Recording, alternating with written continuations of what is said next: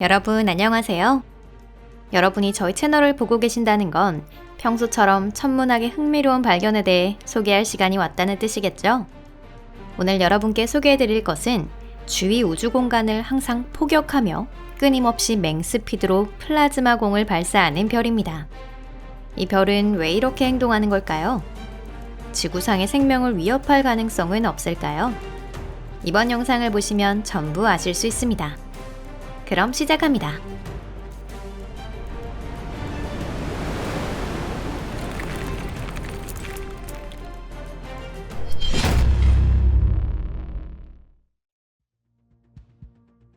플레어와 변광성.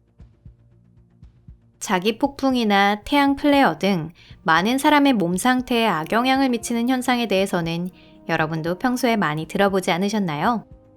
아주 강력한 플레어가 발생했을 땐 기계에 이상이 생기거나 전선이 쇼트될 수도 있습니다. 즉, 이러한 태양의 변동은 많은 문제만 초래할 뿐입니다. 게다가 태양의 활동은 지속시간이 다른 다양한 사이클과 연동해 주기적으로 변화합니다.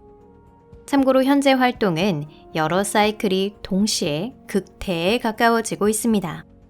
어렸을 적 태양이 더 얌전했다는 생각을 가진 분이 많은 것은 바로 이 때문입니다. 또한 이는 어이없는 음모론의 근거가 되기도 하는데요. 물론 실제로는 렙틸리언이 태양을 바꿔치기 한 것은 아니지만 이 현상은 충분히 현실이라고 할 수 있습니다. 이 밖에도 지구 온난화나 나이가 들면서 변화하는 주간도 어느 정도 관련이 있기는 하지만 태양의 활동도 중요한 역할을 담당하고 있습니다. 한마디로 태양은 우리에게 상당히 흉포한 면을 보일 수도 있는 것입니다. 하지만 실제로 태양은 항성 기준으로 봤을 때 충분히 온화한 별이라고 할 수 있습니다. 어떤 플레어가 발생하고 어떤 사이클이 있더라도 우리 지구가 수십억 년 동안 생명에 적합한 환경을 유지하고 있다는 것이 그 가장 큰 증거가 아닐까요? 다른 항성이 훨씬 위험도는 높을 수 있습니다. 그 별에서 폭풍이 일어났을 때 그 행성에 있다면 조금 불쾌한 정도로 끝나지 않을 것입니다. 딱 이런 항성으로 분류되는 것이 바로 오리온자리 V1355성입니다. 이 별은 지구에서 약 400광년 거리에 있는데 얼마 전까지만 해도 딱히 과학자들의 흥미를 끄는 존재도 아닌 단순한 변광성 중 하나에 불과했습니다. 변광성이란 일정한 리듬으로 밝기가 현저하게 변하는 별을 말하며 처음에는 급격하게 증광하다가 이윽고 감광하고 다시 증광하는 식으로 변화합니다. 하지만 최근 들어 오리온자리 V1355성이 일반 변광성과는 전혀 다른 매우 흉포한 별이라는 것이 밝혀졌습니다. 최근 발생한 플레어에서 우주 공간에 초속 1000km에 가까운 속도로 거대한 화구를 방출한 것입니다. 이는 태양계 최강의 폭풍 행성인 해왕성의 최대 풍속을 2000배나 웃도는 속도입니다. 이 정도의 속도로 이동하면 불과 40초 만에 지구를 한 바퀴 돌아 세계 일주 여행의 출발점으로 돌아갈 수 있습니다. 아무래도 이 별에서는 이러한 방출이 정기적으로 발생되고 있는 것 같은데요. 하지만 그 원인은 도대체 무엇일까요? 그리고 주위에 어떤 영향을 미칠까요? 지금부터 자세히 살펴보도록 하겠습니다. 광란의 춤. 항성이 외형의 밝기를 바꾸는 이유는 다양합니다. 따라서 밝기가 왜 변하는지에 따라 변광성은 많은 종류로 분류됩니다. 이번 영상의 주인공인 오리온자리 V1355성은 이른바 사냥개자리 RS형 변광성으로 분류됩니다. 즉, 이 별은 실제로는 이중성이며 두 별이 공통중심 주위를 매우 가까운 거리로 돌고 있는 항성계입니다. 일반식 변광성의 경우 어두운 쪽 별이 큰 쪽 별을 정기적으로 가림으로써 밝기가 변화합니다.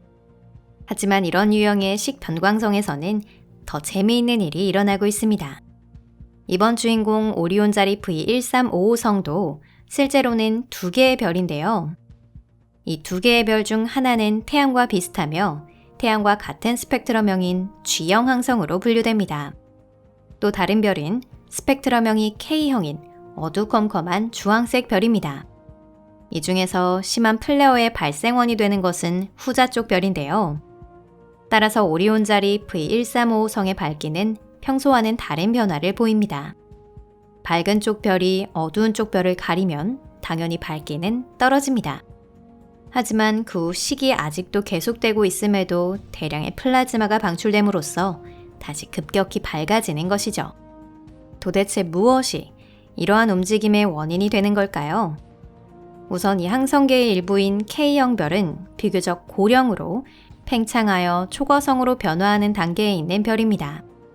이런 별들은 이미 노년기에 접어들었기 때문에 이상행동을 하는 경우가 있는데요.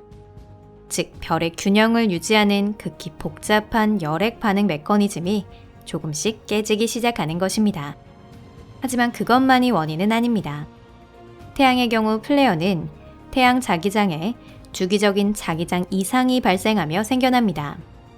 반면 오리온 자리 V1355성의 경우는 더욱 복잡합니다.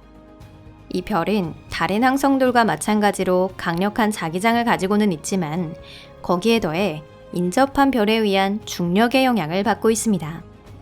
오리온 자리 V1355개를 이루는 두 별은 별들 사이의 위치가 아주 가깝기 때문에 중력에 지대한 영향을 받고 있을 겁니다. 이는 조수간만과 비슷하지만 그것보다 훨씬 강력합니다.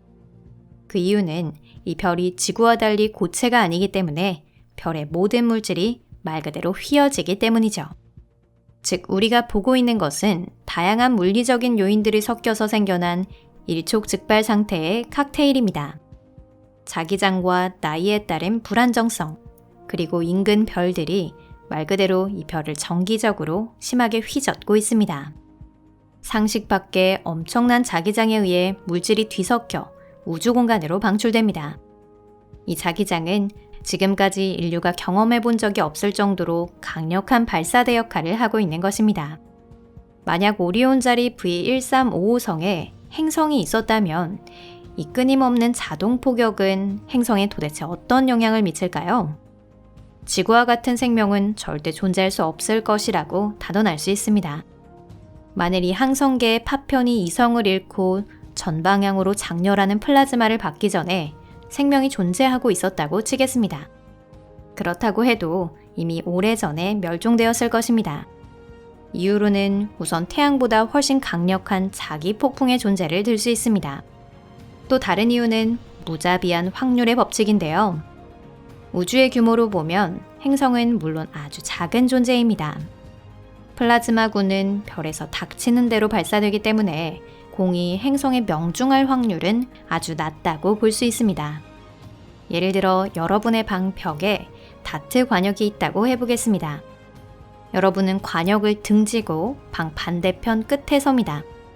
거기서 등 너머로 다트를 던집니다. 가운데에 명중할 가능성은 얼마나 될까요? 맞을 확률은 아주 낮습니다. 하지만 그건 한 번밖에 던지지 않았을 때의 이야기인데요. 장기간에 걸쳐 몇 번이나 시도하게 되면 맞을 확률은 올라갑니다. 만약 수백만 년에 걸쳐 수없이 시도를 거듭한다면 다트는 벽 한 면에 발사될 것이고 그중 몇 개는 틀림없이 관역 한복판에 맞을 것입니다. 이와 같은 일이 행성에도 일어나고 있는 것입니다. 과학자들이 관측한 방출과 비슷한 현상이 수없이 일어나고 있는 것으로 보이며 적어도 그중 하나는 관역에 명중했을 것입니다. 한 번이라도 명중했다면 행성의 생명이 멸망하기엔 충분합니다. 그러니 지적 생명체를 찾는다면 좀 더 온화한 항성계로 하는 편이 낫지 않을까요? 이것으로 오늘 영상은 여기까지입니다. 여러분 끝까지 시청해주셔서 감사합니다. 이 영상이 마음에 드셨다면 좋겠네요. 결론은 이러한 방출이 지구의 위협을 초래하지 않는다는 건 확실하게 기쁜 일입니다. 플라즈마는 우주 공간으로 확산되지 않고 400광년의 거리를 이동할 수 없습니다. 저희의 낙관적인 생각에 공감이 가신다면 이 영상에 좋아요를 눌러주세요. 또한 이 영상을 SNS로도 공유해주세요. 우주라는 주제의 발전을 위해 도와주셔서 감사합니다. 그럼 잠시 동안 작별입니다. 다음 영상에서 뵐게요. 안녕히 계세요.